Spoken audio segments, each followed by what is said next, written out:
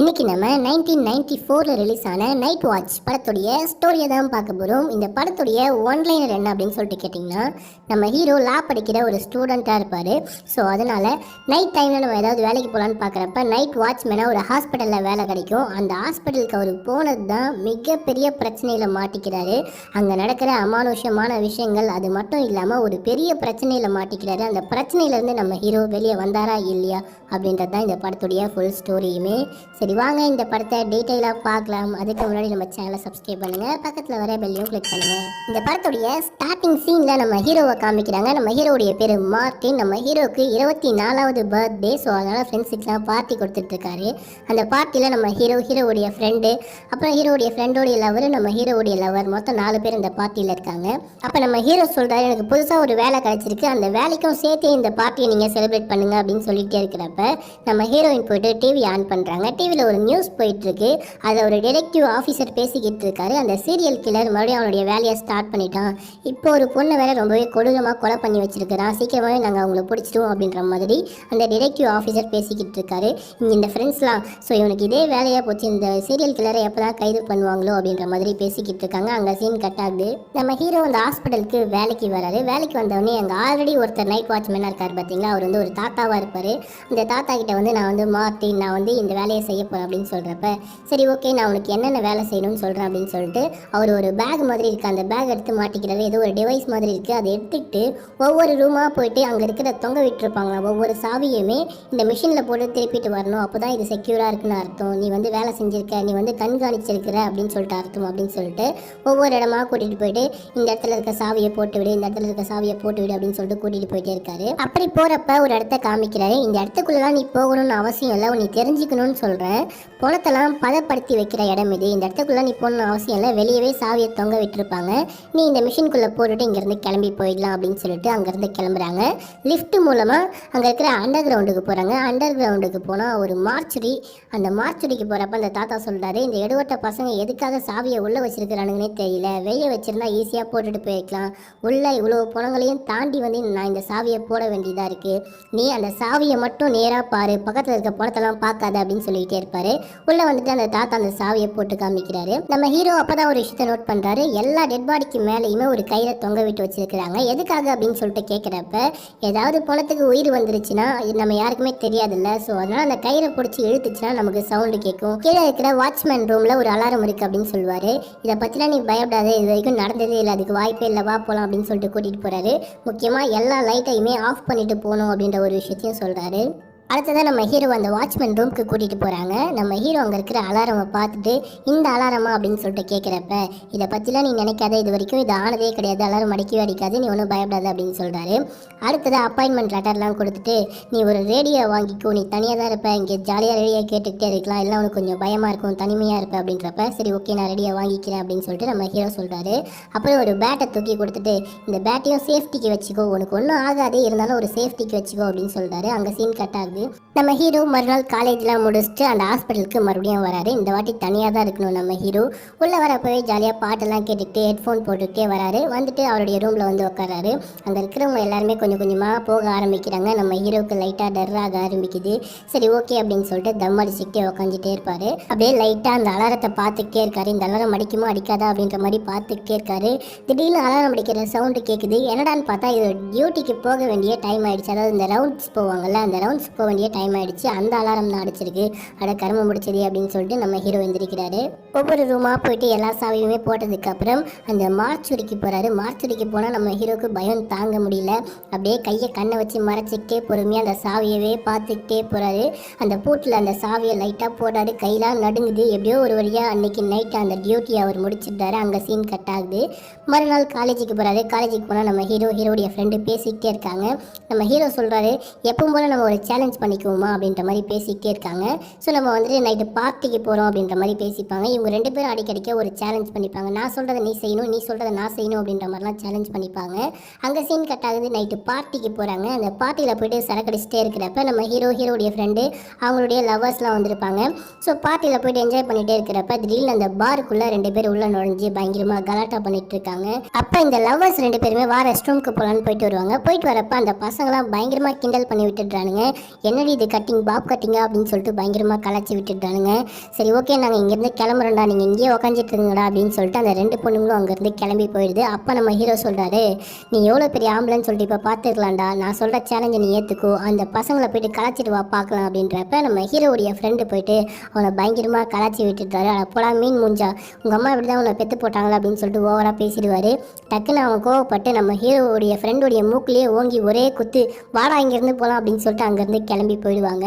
போகிறப்ப நம்ம ஹீரோ அப்படியே புகழ்ந்து பேசுவார், மச்சான் நீ சூப்பர்டா மச்சான், நான் சொன்னதை அப்படியே செஞ்சுட்டேன், வீரன் தான், நீ ஆம்பளை அப்படின்னு சொல்லிட்டு பேசிட்டே போகிறப்ப அப்போ ஹீரோவுடைய ஃப்ரெண்டு ஒரு விஷயத்த சொல்கிறாரு, நீ சொன்னதை நான் செஞ்சுட்டேன், இப்போ நான் சொல்கிறத நீ செய்யணும், நான் உனக்கு ஒரு சேலஞ்ச் விடுறேன்.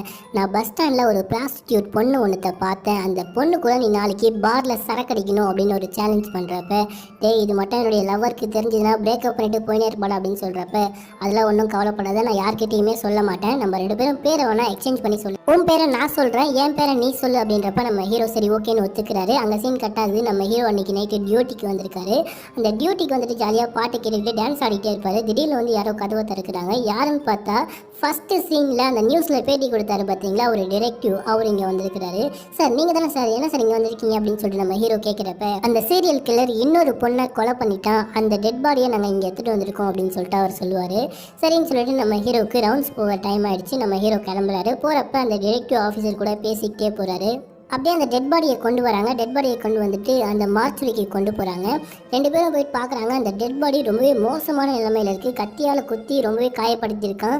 நம்ம ஹீரோ இதை பார்த்துட்டு ரொம்பவே வருத்தப்பட்டாரு. என்னடா அப்படி பண்ணி வச்சிருக்கானே அப்படின்னு சொல்லிட்டு அங்கே சீன் கட் ஆகுது. நம்ம ஹீரோ வீட்டில் இருக்கிறப்ப ஹீரோடைய கேர்ள் ஃப்ரெண்ட் கேட்குறாங்க, என்ன ரொம்ப ஒரு மாதிரி இருக்குது அப்படின்னு சொல்லிட்டு கேட்குறப்ப நம்ம ஹீரோ இதெல்லாம் சொல்லி வருத்தப்பட்டு இருக்காரு. அங்கே சீன் கட் ஆகுது. நம்ம ஹீரோ அந்த ஹாஸ்பிட்டலுக்கு டியூட்டிக்கு வந்துட்டாரு. அவர் உக்காந்துட்டே இருக்கிறப்ப திடீர்னு அந்த அலாரம் அடிக்க ஆரம்பிச்சிருச்சு. அந்த டெட் பாடிலாம் முழிச்சுக்கிச்சுன்னா அலாரம் அடிக்கும் பார்த்தீங்களா, அந்த அலாரம் அடிக்க ஆரம்பிச்சிருச்சு. நம்ம ஹீரோக்கு பயம் தாங்க முடியல. உடனே ஃபோன் பண்ணி இங்கே ஒரு டெட் பாடி முழிச்சுக்கிச்சு போல் அலாரம் அடிக்குது அப்படின்னு சொல்கிறப்ப, ஸோ அதுக்கெலாம் சான்ஸே இல்லை, நீங்கள் போயிட்டு பாருங்கள், நான் அதுக்குள்ளே ஒரு டாக்டர் அனுப்புகிறேன் அப்படின்னு சொல்கிறாங்க. நான் போயிட்டு பார்க்கவா அப்படின்னு சொல்லிட்டு நம்ம ஹீரோக்கு இல்லை. நம்ம ஹீரோ அப்படியே பொறுமையாக போயிட்டு லைட்டெல்லாம் போட்டுட்டு உள்ளே போயிட்டு எந்த அலாரம் அடிச்சிருக்கு, ஒரு கயிறு மட்டும் ஆடிக்கிட்டு இருக்கு, அங்கே போயிட்டு என்ன பேருன்னு பார்த்துட்டே இருப்பார். திடீர்னு ஒன்று முழிக்குது. அவ்வளோ நம்ம ஹீரோக்கு இல்லை. யாருன்னு பார்த்தா நம்ம ஹீரோவுடைய ஃப்ரெண்டு. அட பாவி நீ தானடா அப்படின்னு சொல்லிட்டு நம்ம ஹீரோ கேட்குறாரு. சும்மா தான் உன்னை பயமுறுத்தலான்னு வந்தேன், சும்மா சொல்லிகிட்டே இருந்தியே அந்த ஹாஸ்பிட்டலில் பயமாக இருக்குது அப்படின்னு சொல்லிட்டு அதான் பயமுறுத்தி பார்த்தேன் அப்படின்னு சொல்லிட்டு 2 பேரும் ஜாலியாக பேசிக்கிட்டே இருக்காங்க. ஸோ அப்படியே நம்ம ஹீரோ சொல்கிறாரு, இங்கேருந்து கிளம்பிட்டு டாக்டர் வந்துருவார் அப்படின்னு சொல்கிறப்ப அந்த ஃப்ரெண்டு அங்கேருந்து போயிட்டாரு. டாக்டர் வந்துட்டு எந்த டெட் பாடிக்குப்பா உயிர் வந்துச்சு அப்படின்னு சொல்லிட்டு கேட்குறப்ப நம்ம ஹீரோ சொல்கிறாரு, இல்லை சார் மிஷின் தான் ஏதோ ரிப்பேர் ஆகிட்டு இருக்கு போல், திடீர்னு சவுண்டு கேட்டிருக்கு, நான் போயிட்டு பார்த்துட்டேன் அப்படின்னு சொல்கிறப்ப, தம்பி விளையாடிட்டு இருக்காது, எனக்கு நிறைய வேலை இருக்குது அப்படின்னு சொல்லிட்டு திட்டிட்டு அந்த டாக்டர் அங்கேருந்து கிளம்பி போயிட்டாரு. அங்கே சீன் கட் ஆகுது. நம்ம ஹீரோவுடைய ஃப்ரெண்டு அப்புறம் ஒரு பொண்ணை வர சொல்கிறேன்னு சொல்லியிருந்தாரு பார்த்தீங்களா, 3 பேரும் சேர்ந்துக்கிட்டு ஒரு பார்க்கு போகிறாங்க. அந்த பார்க்கு போனால் நம்ம ஹீரோ அந்த பொண்ணு மட்டும் 2 பேர் மட்டும் நீங்கள் சரக்கடிக்கணும் அப்படின்னு சொல்லிட்டு ஹீரோவுடைய ஃப்ரெண்டு மட்டும் வேறு இடத்துல போயிட்டு உட்காந்துக்கிட்டான். அவங்க சரக்கடிச்சு முடித்தவொடனே அந்த ஃப்ரெண்டு வந்து பக்கத்தில் உட்காந்துக்கிட்டு, நீ காசு கொடுத்தா என்ன வேணால் பண்ணுவல, இந்த காசை வச்சுக்கிட்டு நீ இந்த சரக்கை ராவாவாக குடிக்கணும் அப்படின்னு சொல்கிறப்ப அந்த பொண்ணு காசை வாங்கிக்கிட்டு குடிக்கிறா. இப்போ வந்துட்டு இந்த காசை வச்சுக்கிட்டு சிரிச்சி காமி அப்படின்னு சொல்லிட்டு ஒரு 200 கொடுக்குறான். அதுவும் அவள் பண்ணுறா. சரி ஓகே, நான் கேட்குற கேள்விக்கு நீ கரெக்டாக பதில் சொல்லிட்டேன்னா நான் உனக்கு நிறைய காசு தரேன் அப்படின்னு சொல்லிட்டு, உன்னுடைய வாழ்க்கையிலேயே காசை வாங்கிக்கிட்டு நீ செஞ்ச மோசமான வேலைனா எதுன்னு நினைக்கிற அப்படின்னு சொல்லிட்டு கேட்குறப்ப, கொஞ்ச நாளைக்கு முன்னாடி ஒரு கஸ்டமர் வந்தான், அவன் என்னை டெட் பாடி மாதிரி நடிக்க சொன்னான், நானும் நடித்தேன், ஆனால் கொஞ்ச நேரத்துலேயே எனக்கு கொஞ்சம் அருவருப்பாக இருந்ததுனால நான் பண்ண மாட்டேன்னு சொல்லிட்டேன். அவன் என்னுடைய ஃப்ரெண்டை கூட்டிகிட்டு போயிட்டான். மறுநாள் போயிட்டு என்னுடைய ஃப்ரெண்டை பார்க்குறப்ப என்னுடைய ஃப்ரெண்டு ரொம்பவே மோசமான நிலைமையில இறந்து போய் கிடந்தா அப்படின்னு சொல்லிட்டு அழுதுகிட்டே இருப்பா. சரி இங்கேருந்து கிளம்பு அப்படின்னு சொல்லிட்டு காசு கொடுத்து அவன் அனுப்பிச்சி வச்சுட்டான். அப்படியே அங்கே சீன் கட் ஆகுது. நம்ம ஹீரோ அன்றைக்கி நைட்டு டியூட்டிக்கு வந்துட்டார். ரவுண்ட்ஸுக்கு போயிட்டே இருக்கிறப்ப அந்த மார்ச்சுரிக்குள்ளேயும் போகிறாரு. பொறுமையாக போயிட்டே இருப்பார். ரொம்பவே பயந்துக்கிட்டே கண்ணெல்லாம் மூடிக்கிட்டு தான் போவார். சரி ஓகே, எல்லாமே இறந்து போன பாடி தானே, நம்மளை என்ன பண்ண போகுது அப்படின்னு சொல்லிட்டு தைரியமாக கையை எடுத்துகிட்டு திரும்பி பார்க்குறாரு. கடைசியாக ஒரு டெட் பாடி தூக்கிட்டு வந்தாங்க பாருங்கள், அந்த டெட் பாடி அங்கே இல்லை. நம்ம ஹீரோ அப்படியே பயங்கரமாக அப்படியே நடுங்கி போயிட்டாரு. திரும்பி பார்த்தா அந்த டெட் பாடி இறங்கி நடந்து போன மாதிரி கால் அச்சுலாம் இருக்குது. நம்ம ஹீரோ அப்படியே நடந்து போயிட்டு பார்க்குறாரு. ஒரு இடத்துல டெட் பாடி அப்படியே உக்காஞ்சிக்கிட்டு இருக்கு. அட பாவீங்களா அப்படின்னு சொல்லிட்டு உடனே ஃபோன் பண்ணி ஒரு டாக்டரை வர வைக்கிறாரு. அந்த டாக்டர் வந்துட்டு எங்கப்பா டெட் பாடி அப்படின்னு சொல்லிட்டு கேட்குறப்ப, வாங்க டாக்டர் நான் காமிக்கிறேன் அப்படின்னு சொல்லிட்டு கூட்டிகிட்டு போகிறாரு. அங்கே போனால் டெட் பாடி வந்ததுக்கான ஒரு தடயம் கூட இல்லை. ஸோ நான் இப்போ தான் சார் டாக்டர் பார்த்தேன் அப்படின்னு சொல்கிறப்ப மார்ச்சுரிக்கு போயிட்டு பார்க்குறாங்க. டெட் பாடி அங்கேயே தான் இருக்குது. ஸோ இதெல்லாம் கனவு கண்டிருப்பேன், சும்மா லூஸ் மாதிரி வளரிட்டு இருக்காத, அடிக்கடிக்கு என்னுடைய டைமை இன்வெஸ்ட் பண்ணுறேன் அப்படின்னு சொல்லிட்டு பேசிகிட்டே இருக்கிறப்ப அந்த டிடெக்டிவ் ஆஃபீஸர் இங்கே வந்துட்டாரு. வந்துட்டு என்ன ஆச்சு அப்படின்னு சொல்லிட்டு கேட்குறப்ப, இவன் ஏதோ இந்த டெட் பாடி எந்திரிச்சு போனதை பார்த்தானா, இந்த டெட் பாடி இறந்து போய் போய் 2 நாள் ஆச்சு அப்படின்னு சொல்லிட்டு அந்த டாக்டர் சொல்லுவார். அப்போ டிடெக்டிவ் ஆஃபீஸரும் நம்ம ஹீரோவும் பேசிக்கிட்டே போகிறாங்க. நீ ஒன்றும் கவலைப்படாத, இதெல்லாம் உனக்கு வந்து இல்யூஷனாக இருக்கும், புதுசாக வேலைக்கு சேர்ந்துருக்கல, ஒன்றும் கவலைப்படாது அப்படின்னு சொல்லிக்கிட்டே போகிறாரு. ஸோ நல்லா பேசிட்டாங்க, எல்லாம் ஃப்ரெண்ட் ஆகிட்டாங்க. அப்போ அந்த டிடெக்டிவ் ஆஃபீஸர் போகிறப்ப ஒரு கார்டை கொடுத்துட்டு உனக்கு ஏதாவது பிரச்சனைனா எனக்கு கால் பண்ணு அப்படின்னு சொல்லிட்டு அங்கேருந்து கிளம்புறாரு. டியூட்டிலாம் முடிச்சுட்டு நம்ம ஹீரோ வீட்டுக்கு வந்துட்டு ஹீரோயின் கிட்ட இந்த விஷயத்தெல்லாம் பற்றி சொல்கிறப்ப நான் வேணா ஒரு நாள் உன் கூட வரவா அப்படின்னு சொல்லிட்டு ஹீரோயின் கேட்குறாங்க. உனக்கு பயம் இல்லைனா என் கூட வா அப்படின்னு சொல்கிறாரு. மறுநாள் நம்ம ஹீரோ டியூட்டிக்கு போகிறப்ப ஹீரோயினையுமே கூடவே கூட்டிகிட்டு போய் காஃபிலாம் குடிச்சிட்டு இருப்பாங்க. சரி ஓகே பிரெட்டை கட் பண்ணும், கத்தி வச்சிருக்கியான்னு கேட்குறப்ப கத்தி இருக்கு அங்கேருந்து எடுத்துக்கோ அப்படின்னு சொல்கிறப்ப எடுத்து கட் பண்ணுறாங்க. ஸோ சாப்பிட்டுட்டே இருக்கிறப்ப சரி ஓகே டைம் ஆகிடுச்சு, ரவுண்ட்ஸ் போகலாம் அப்படின்னு சொல்லிட்டு ரவுண்ட்ஸ் எல்லா ரூமையுமே முடிச்சுட்டு கடைசியாக அந்த டெட் பாடி இருக்கிற அந்த ரூமுக்கும் போகிறாங்க. அந்த ரூமுக்கு போனால் நம்ம ஹீரோயின் பார்த்துட்டு பயந்துட்டுறாங்க. அப்போ நம்ம ஹீரோவை கட்டி பிடிப்பாங்க. அப்போ சம்மந்தமே இல்லாத இடத்துல சம்மந்தமே இல்லாமல் ஒரு விஷயம் நடந்துருது. மார்ச்சுரியை இவங்க பெட்ரூமாக மாற்றிடுறாங்க. அங்கே சீன் நம்ம ஹீரோயின் தனியாக அவங்க வீட்டில் இருக்கிறப்ப அந்த பொண்ணை பார்க்கு கூட்டிகிட்டு போனாங்க பாருங்க. அந்த பொண்ணு வந்துட்டு நம்ம ஹீரோயின் கிட்ட பேசுகிறா. நீ உன்னுடைய பாய் ஃப்ரெண்டை நம்பவே நம்பாத, அவன் எல்லா பொண்ணுங்க கூடயும் சுற்றிட்டு இருக்கான் அப்படின்றப்ப நம்ம ஹீரோயின் செம்ம டென்ஷன் ஆகிட்டு நம்ம ஹீரோ குளிச்சுட்டே இருப்பார். குளிச்சுட்டே இருக்கிற ஈர்த்து போட்டு செம்ம அடிக்கிறா. எதுக்குடி அப்படின்னு சொல்லிட்டு கேட்குறப்ப நான் உனக்காக இருக்கிறப்ப நீ என்னன்னா எல்லா பொண்ணுங்க கூடயும் சுற்றிட்டு இருக்கியா அப்படின்னு சொல்லிட்டு அவள் கேட்குறா. அப்படிலாம் ஒன்றும் இல்லை, அந்த பொண்ணு போய் கூட சொல்லியிருப்பா, சின்ன சேலஞ்சு அப்படின்னு சொல்லிட்டு அந்த சேலஞ்சை பற்றிலாம் சொல்கிறா. அது மட்டும் இல்லாமல் என்னுடைய பேர் கூட அந்த பொண்ணுக்கு தெரியாது, நாங்கள் 2 பேரும் பேரை மாற்றி தான் சொல்லிக்கிட்டோம் அப்படின்ற மாதிரிலாம் சொல்கிறப்ப அந்த பொண்ணு எப்படியோ சமாதானம் ஆயிட்டுறா. அங்கே சீன் கட் ஆகுது. நம்ம ஹீரோ அந்த ஹாஸ்பிட்டலுக்கு டியூட்டிக்கு வராது. டியூட்டிக்கு வந்தால் அங்கே வேலை செய்கிற எல்லாருமே நம்ம ஹீரோவை வித்தியாசமாக பார்க்குறாங்க. அங்கே இருக்கிற அந்த டாக்டர் எல்லாருமே வித்தியாசமாக பார்க்குறாங்க. அதே மாதிரி அந்த டிடெக்டிவும் அங்கே இருக்கிறாரு. என்ன சார் அப்படின்னு சொல்லிட்டு கேட்குறப்ப வா அப்படின்னு சொல்லிட்டு அந்த மார்ச்சுரிக்கு கூட்டிகிட்டு போனால் மார்ச்சுரியில் அந்த டெட் பாடியை தூக்கிட்டு வந்தாங்க பாருங்க. அந்த டெட் பாடியவே யாரோ ரேப் பண்ணியிருக்காங்களா. அது யாருன்னு பார்த்தீங்கன்னா நம்ம ஹீரோ மேலே தான் டவுட் பண்ணுறாங்க. அது மட்டும் இல்லாமல் அங்கே நிறைய ஸ்போம் சாம்பிள்ஸ்லாம் கிடச்சிருக்கான். நம்ம ஹீரோ நேற்று பெட்ரூமாக மாற்றினார் பாருங்க. அதனால ஸோ இந்த இடத்துல நான் ஒன்றும் பண்ணல சார் அப்படின்னு சொல்லிட்டு நம்ம ஹீரோ சொல்கிறப்ப இன்னும் இது வந்துட்டு ப்ரூவ் பண்ணப்படலை, ஸோ அதனால நீ கொஞ்சம் சாம்பிள்ஸ்லாம் கொடு அப்படின்னு சொல்லிட்டு சாம்பிள்ஸ்லாம் கலெக்ட் பண்ணி வச்சுக்கிறாரு. அங்கே சீன் கட் ஆகுது. நம்ம ஹீரோவுடைய ஃப்ரெண்டு மேலே தான் டவுட் வருது. அவன் தான் கதவை சாத்திட்டு இருக்கிறப்பவே அந்த மார்ச்சரிக்குள்ளே போயிட்டு படுத்துக்கிட்டான். அதனால நம்ம ஹீரோ என்ன பண்ணுறாருனா அந்த ஹீரோடைய ஃப்ரெண்டை மீட் பண்ணி நீ தான் அந்த சீரியல் கில்லரா, நீ தான் அப்படின்னு சொல்லிட்டு கேட்குறப்ப என்னடா மச்சான் அப்படிலாம் என்ன டவுட் பண்ணுறான், அன்றைக்கி எதுவும் விளையாட்டுக்கு நான் வந்தேன் அப்படின்னு சொல்லிட்டு அவன் பேசுகிறான். நான்லாம் ஒன்றும் அப்படிலாம் பண்ணலடா, தப்பாக நினைக்காதடா அப்படின்னு சொல்கிறப்ப சரி ஓகே அப்படின்னு சொல்லிட்டு அங்கேருந்து 2 பேரும் கிளம்பி போயிடுறாங்க. அங்கே சீன் கட் ஆகுது. அந்த பார்க்கு கூட்டிகிட்டு வந்தாங்க பாருங்க. அந்த பொண்ணை காமிக்கிறாங்க. அந்த பொண்ணு வீட்டில் இருக்கிறப்ப ஜாலியாக சரக்கு அடிச்சுட்டு பாட்டை கேட்டுகிட்டே இருக்கிறப்ப யாரோ கதவை தட்டுறாங்க. இந்த பொண்ணு போயிட்டு கதவை திறக்கிறா. திடீர்னு ஒருத்தன் உள்ள வந்து ட்ரெஸ் எல்லாம் கிழிக்கிறான். இருறா அப்படின்னு சொல்கிறப்ப அங்கே சீன் கட் ஆகுது. நம்ம ஹீரோயின் இந்த பொண்ணை மீட் பண்ணுறதுக்காக தான் வந்திருக்காங்க. இந்த பொண்ணை பற்றி அங்கே இங்கேன்னு தேடிட்டே வந்துட்டே இருக்காங்க. அதுக்குள்ளே இங்கே மறுபடியும் காமிக்கிறாங்க. ஒரு கத்தி எடுத்து அந்த பொண்ணுடைய வயிற்றுலேயே குத்தி அந்த பொண்ணை யாரோ ஒருத்தன் சாகடிக்கிறான். நம்ம ஹீரோயின் உள்ளே வந்து பார்க்குறாங்க. உள்ளே வந்து பார்த்தா இந்த பொண்ணு அப்படியே ரத்த வெள்ளத்தில் இறந்து போய் கிடக்கிறா. நம்ம ஹீரோயின் பார்த்துட்டு உடனே போலீஸ்க்கு கால் பண்ணுறாங்க. போலீஸ்க்கு ஃபோன் போகிறதுக்குள்ளே யாருடைய கையையோ பார்த்துட்றாங்க. அந்த சீரியல் கில்லர் தான் இவனாக இருக்கணும் அப்படின்னு சொல்லிட்டு தப்பிச்சு அங்கேருந்து ஓடிடுறாங்க. இங்கே என்ன மிகப்பெரிய ட்விஸ்ட்டுன்னு பார்த்தீங்கன்னா அந்த ஜேக்யூ ஆஃபீஸர் தான் இந்த சீரியல் கில்லர். இங்கே வந்துட்டு நம்ம ஹீரோ கிட்ட அந்த சாம்பிள்ஸ்லாம் கலெக்ட் பண்ணிட்டு வந்தார் பார்த்தீங்களா. அந்த சாம்பிள்ஸ் எல்லாத்தையுமே இங்கே ஊற்றி வச்சுட்டு நான் அந்த பொண்ணுடைய கையில் ரத்தத்தை தொட்டு நம்ம ஹீரோடைய பேரை அங்கே இருக்கிற தலைக்காணியில் எழுதிட்டு அவங்கிறது கிளம்புறான். நம்ம ஹீரோயின் பயந்து வீட்டுக்கு வந்துட்டு அவங்களுடைய ஃப்ரெண்ட்ஸ் கிட்டலாம் இதை பற்றி சொல்லிட்டு இருக்காங்க. போலீஸ்க்கு ஃபோன் பண்ணோம் அப்படின்னு சொல்லிட்டு பேசிகிட்டே இருக்கிறப்ப நியூஸில் வந்துட்டு அந்த டிடெக்டிவ் ஆஃபீஸர் பேசிக்கிட்டு இருக்கான். நாங்கள் வந்துட்டு எல்லாத்தையுமே கண்டுபிடிச்சிட்டோம், இது எல்லாத்துக்குமே ஒரு லாஸ்ட் ஸ்டூடெண்ட் தான் காரணம், கூடிய சீக்கிரமே அவனை அரெஸ்ட் பண்ண போகிறோம் அப்படின்னு சொல்லிட்டு பேசிக்கிட்டே இருக்கிறேன். நம்ம ஹீரோடைய ஃப்ரெண்டு போயிட்டு ஹீரோக்கு ஃபோன் பண்ணி இந்த மாதிரி ஒரு விஷயம்லாம் நடக்குது, பார்த்து இருந்து கூட அப்படின்னு சொல்லிட்டு ஃபோன் பண்ணி சொல்லிடுறான். அதே டைமில் அங்கே இன்னொரு டிடெக்டிவ் ஆஃபீஸர் வந்துட்டு எங்கே மார்ட்டின் அப்படின்னு சொல்லிட்டு கேட்டுட்டு இருக்காங்க. எதை வச்சு நீங்கள் அவன் தான் குற்றவாளின்னு கண்டுபிடிச்சிங்க அப்படின்னு சொல்லிட்டு நம்ம ஹீரோயின் கேட்குறப்ப அவனுடைய பேரை தான் அங்கே எழுதி வச்சிருக்குது அப்படின்னு சொல்லிட்டு சொல்கிறப்ப நான் போயிட்டு பார்க்குறப்ப எந்த பேருமே அதில் எழுதலை அப்படின்னு சொல்லிட்டு நம்ம ஹீரோயின் அழுகிறாங்க. அப்படிலாம் இருக்காது, அவன் குற்றவாளியாக இருக்க மாட்டான் அப்படின்னு அழுதுட்டு இருக்காங்க. எங்கே இன்னொருத்தன் பார்க்குறப்ப ஃபோன் பேசிகிட்டு இருக்கான். அந்த ஃபோனை வாங்கி நீ தானே மார்ட்டின் அங்கேயே அப்படின்னு சொல்லிட்டு இந்த டிடெக்டிவ் ஆஃபீஸர் சொல்றாரு. அப்ப அந்த ஹீரோவுடைய ஃப்ரெண்டு ஒரு விஷயத்த சொல்றான். மார்ட்டினுடைய பேரே அந்த பொண்ணுக்கு தெரியாது, நாங்க 2 பேரும் பேரை மாத்தி தான் சொன்னோம் அப்படின்றப்ப எங்கடா இன்னொரு பொண்ணு அப்படின்னு சொல்லிட்டு தேடுறாங்க. அப்ப நம்ம ஹீரோயினை காணும்.